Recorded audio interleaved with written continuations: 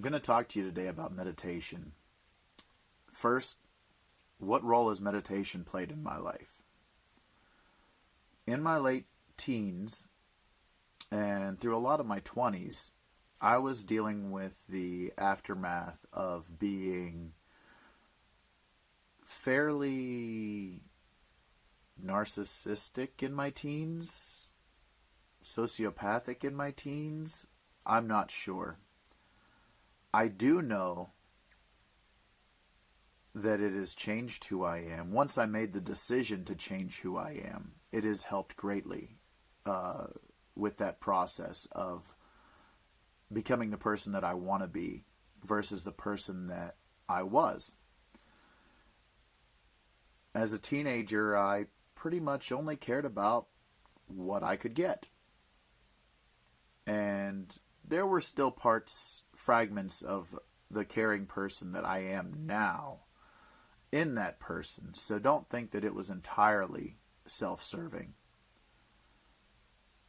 But there was a lot of self-serving in the things that I did.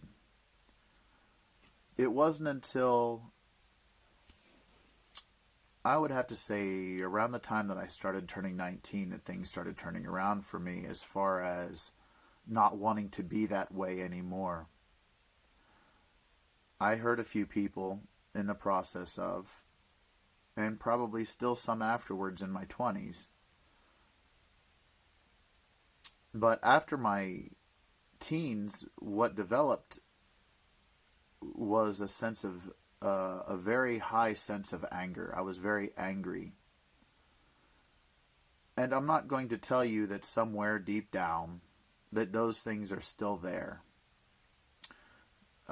You'll find that we all have our demons. Anger is one of mine. Knowing me today, you wouldn't see it very much. It still does affect me, and it actually fuels a lot of my creativity. I've learned to use it constructively. It's great. But the quote-unquote caged beast within, yeah, just as good as I am, that's as bad as it is. But I've learned to utilize that anger to, like I said, create art, to be kind, to be compassionate, to keep me going when other people would quit.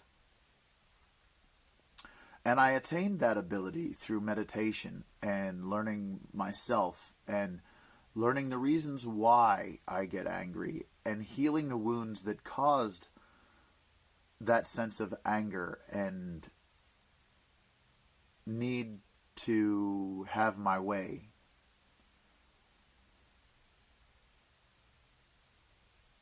So that's how it has affected my life. It has not only affected my anger and helping me to control my inner dark, but it is because of the meditation that I do often that allows me to have the creativity that I have, I think. I'm a medicine man, or I'm on the journey of a medicine man. I don't like to just say, I'm a medicine man, because it's always a journey. There's never an end. But with that type of belief system, your meditation has a lot of image work because you allow the images to lead you. The images are the background spiritual energy that leads you. So images show up that the spirits are telling you that God, the Great Mystery, Grandfather, Brahma, whoever, Allah, whatever you believe in, is sending you messages. Yes, I must caution people that would try to do any kind of meditation involving spirits. There is always the adversary that tries to manipulate you. Always question. The Lakota would say question 3 times. If it does not fit into what God you believe into, then you really need to take a long, hard look at where that message is coming from. It may not be the adversary. There are dark spirits out there. There are bad things out there that a lot of people don't see. And they can manipulate you. In meditation especially, because you're even more open to the spiritual world. It doesn't matter what type of meditation you do. It allows for your chakras to open up. And you're becoming part of the universe even more so than you already are. And especially a lot of the dark things don't like that. The dark things don't like to see the light show in you. So you become something that they want to focus their attention on.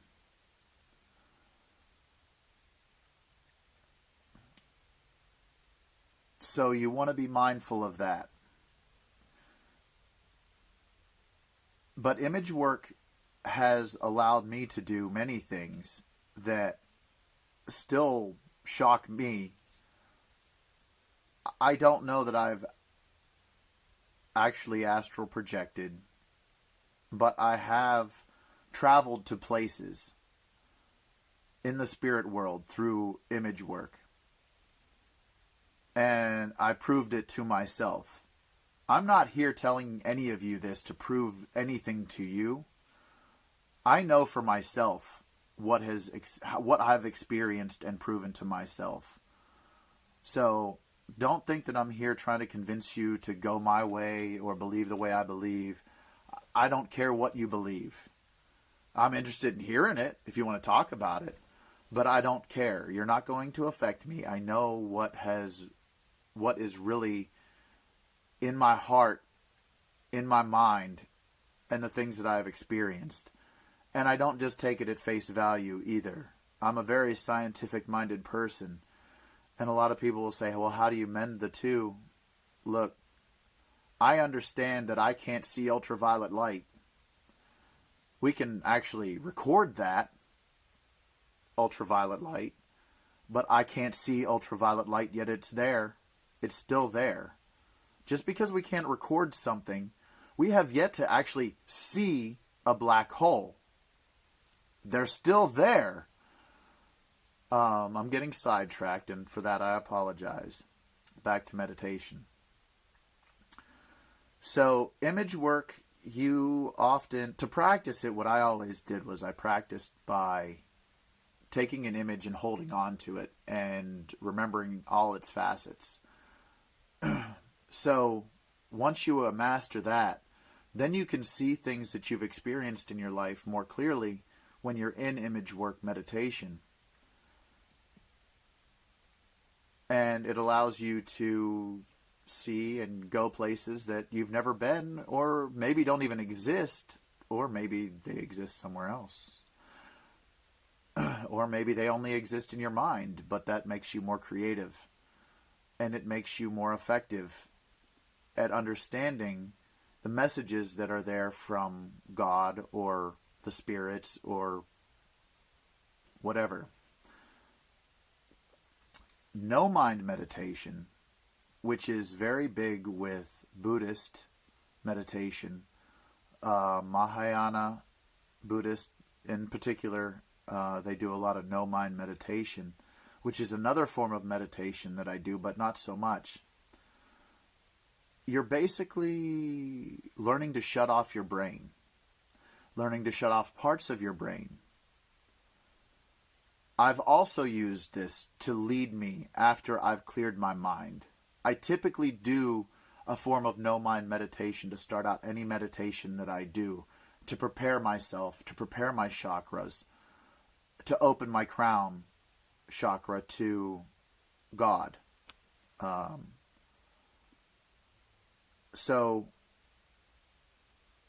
no-mind meditation helps rid yourself of yourself in order to step outside of who you are and realize that you're only a part of the world. You are not the world.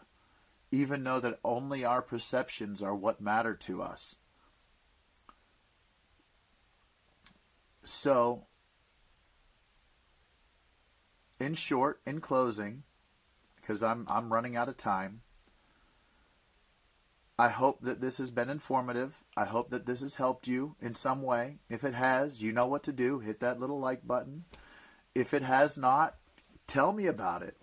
Or DM me if you don't want to put a comment down there. I'm more than happy to explain the things that I talk about. That's why I'm doing this. But anyways, thank everybody for looking. Have a great day. Be blessed.